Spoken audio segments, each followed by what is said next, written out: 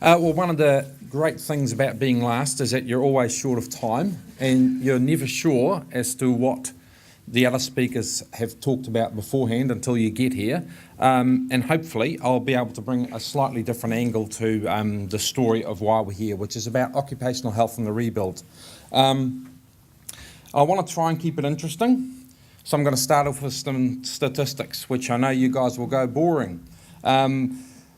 This is the reality. This is a report that was done some years ago, and it does mention that there's about 17 to 20,000 of new work-related diseases in New Zealand every year. About 2,500 to 5,500 are severe cases, and 75% of those occur in men. The estimates, you've heard them before. I think WorkSafe talked about 600 to 900. This report said 700 to 1,000. I guess the reality is we don't know, because not all of them are reported or identified as being work-related. And that is one of the key issues with occupational disease in New Zealand. So far, we've heard the legal requirements of why you should be doing this. We've heard about how to manage exposure. Mostly, everyone reverts to the last line of defence, which is your personal protective equipment, and we've had some good examples of companies doing the right thing. I want to talk a little bit about statistics versus stories, because statistics, you kind of throw them up and they kind of disappear. The moment you walk out of here, you may remember 600 to 900, you may remember 700 to 1,000, but to you they're faceless. They're not personalised. You don't know who they are. So what I want to do is tell you a little bit about my story, about what I did growing up. And I see a number of young, mostly guys, I must admit, in the room here. And hopefully you'll not experience what I experienced when I grew up. So my background is a little bit different. I worked mainly on farms. When I was 15, I started working on a farm just up in Port Hills, and I worked there for about 8-9 years. I'll tell you about some of the things that kind of happened to me as a young guy. I was young, impressionable. I wanted to do the best, the right thing, and I had a boss who was probably knocking on about 60, didn't really worry too much about things. So I remember one summer spending about 2 weeks doing the cattle yards. The boss said, look, the cattle yards are in a bit of a state. I want you to use this substance, which I found out later was creosote. I don't even know how dangerous it is or whether it's quite normal, but I do remember sitting there for 2 weeks, painting and getting creosote splashed in my face, on my arms. Sun protection wasn't talked about at that stage. And I remember during the 2 weeks, skin literally peeling off. Face, I had scars everywhere. I didn't know what I should be wearing, whether it was dangerous or not. Other things that happened was, and I know you've probably all heard a little bit about, sheep dipping. The old plunge dipping. Sheep come in, they go through the plunge. I remember doing summers of that, and at the end, going home each day completely soaked. My gear was soaked.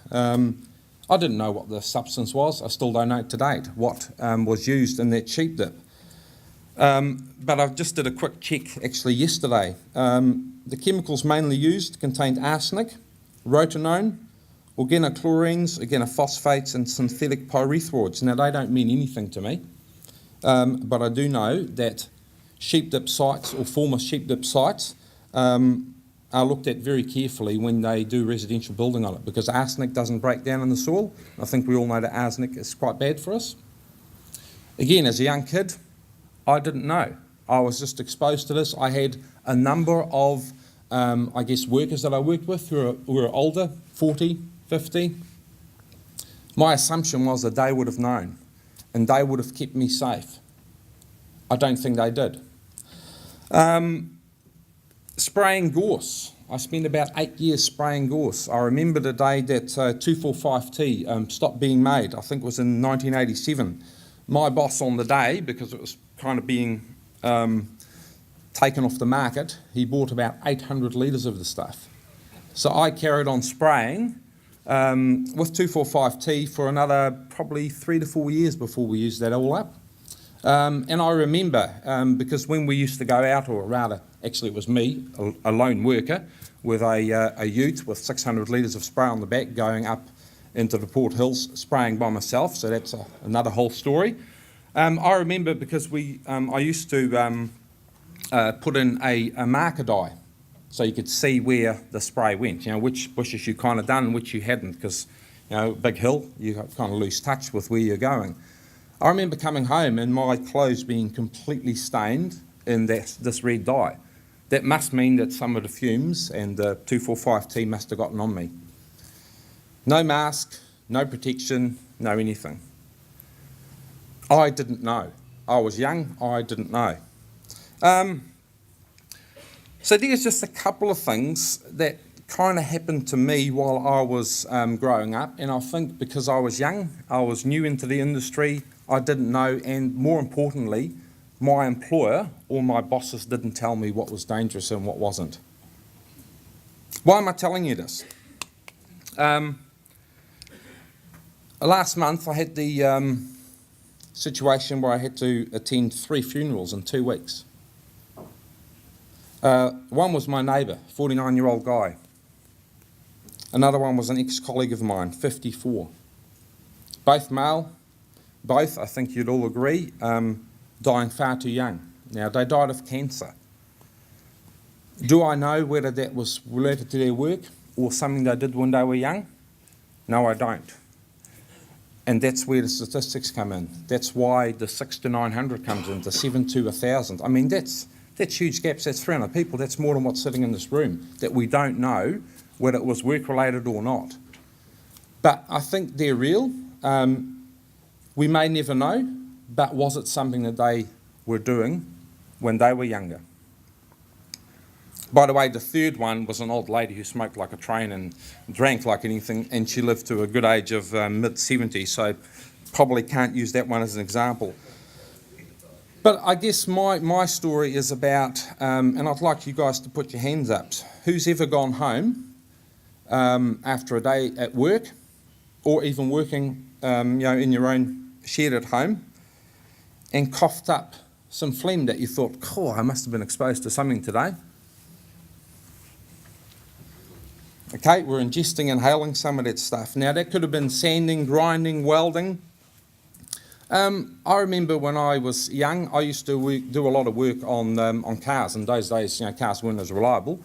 So you did a lot of work on cars. Who's had grease on their hands and washed it off with petrol? Who's done painting and at the end of the day used turps to wash their hands? Again, I'm not telling you that turps is bad for you. I don't know. What I do know is that petrol is a carcinogenic, and by the looks of it, a number of us have exposed ourselves to that particular substance. So my point to you is, we're in an environment where we've got a number of younger people coming into the construction workforce. I don't want you guys to think that you're bulletproof, because you're not. You may think it now. I used to do whatever it took to get the job done. Now that I'm a little bit older, I've got a couple of children, I'm looking at them and going, have I done something in my previous 20 years that I'm going to regret because I'm not going to be around? Now that's something that I need you guys to take home with you, because if we're going to change the culture of how we look at health in particular, we're going to need all of us to step up and be leaders, really. We need all of us to actually say that's not okay, and I'm not going to actually ignore the fact that we're working in dusty environments, or that we're working with chemicals that actually I don't know what the end result will be in 20 or 30 years' time. I think we all agree that anyone coming into the industry will see a blade spinning around and instinctively know that if they touch it, it's not going to come off very good for them. Or when they see a digger bucket swinging around, that they need to stay away from that, because if they get donged on the head, it's not going to work out too well for them. But how many people know that dust, noise, chemicals are going to have that same impact? because it's not immediate. It's not something that happens to you right there and then. It's something that's going to catch up with you in 20 or 30 years' time. And that's why I think it's really important for us to be the leaders and actually say it's not okay. Look after the people that are around you, especially the younger ones coming into the industry. I also see a couple of middle-aged and some older-aged men. I think it's up to you guys to be those leaders as well, to actually say, if this were my son or daughter coming into this company, working next to me, would I allow this to happen as well? I don't think we would. So on that cheery note, I want to finish, but I really want to leave you with the impression that it's up to us. We've heard all the legal requirements, we've heard what we need to do, but the reason why we need to do it is for us. Hands up who wants to go home tonight safe, who wants to go home knowing that they haven't exposed themselves to something that's going to end up in 20 or 30 years being an issue. We're all here for the same thing. It's up to us to make it happen. Thank you.